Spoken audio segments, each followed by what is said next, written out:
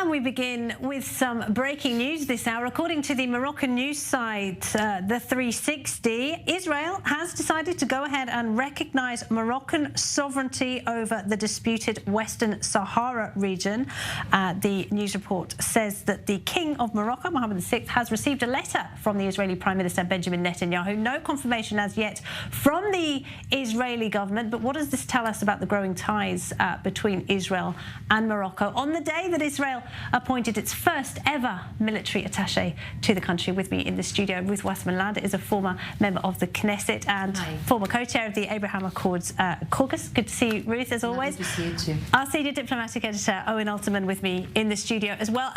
Quite a fast-moving development here. This comes not from the Israeli government, but from the Moroccan side. What do we know so far, Owen? Right, we're still waiting for comment from the Israeli Foreign Ministry, first of all. We may get some. I'll try to get updated as we go through the conversation. Sure. At any rate, look, I don't think this would be unexpected if it's true, Laura. Obviously, in a dispute between essentially Morocco and Algeria, it won't be at all surprising, given current political circumstances, to see that Israel sides with the Moroccans. Of course, the Moroccan government received this as a kind of quid pro quo from the Trump administration at the time of making the normalization with Israel, so it stands to reason that Israel would join with the United States and the number of other countries that have taken Morocco's position in this conflict and formally take a step such as this one.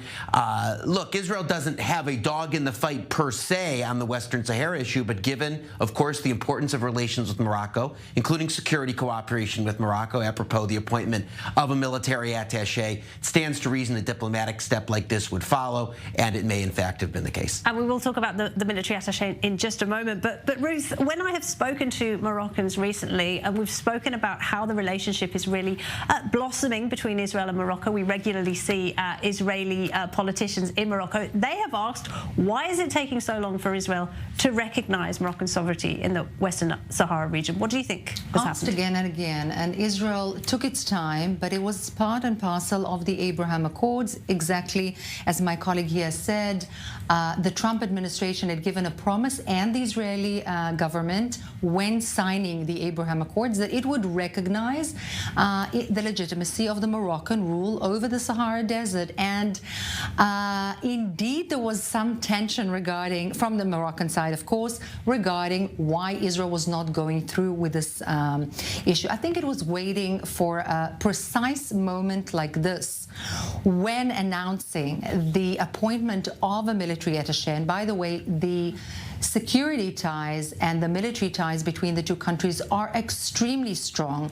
They have huge potential. There was a visit approximately 1.5 years ago of the former Minister of Defense, Benny Gantz, in Morocco. That was the first ever visit of a Minister of Defense, an Israeli one, on Moroccan soil. And since then, there's been so many visits by the Chief of Staff and so on. And now that this has been announced, there has to be a kind of a give and take.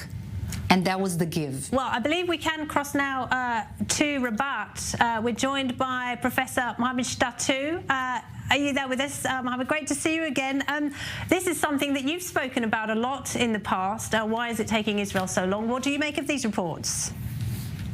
Well, I think this recognition comes at the right time, because Morocco is trying to organize in the month of September the Negev summit, which is very important at the moment for all the countries that have signed the Abraham Accords. And the Abraham Accords is quite a success. So the recognition of the Moroccan Sahara, or sovereignty over the Moroccan Sahara, is something quite positive that will push the relations forward between Morocco and Israel, but also push forward relations between the rest of the Abraham Accords countries and create what is needed, which is trust. Trust is very important in these relations. Bearing in mind that's what's going on right now between Israel and these countries is quite a success.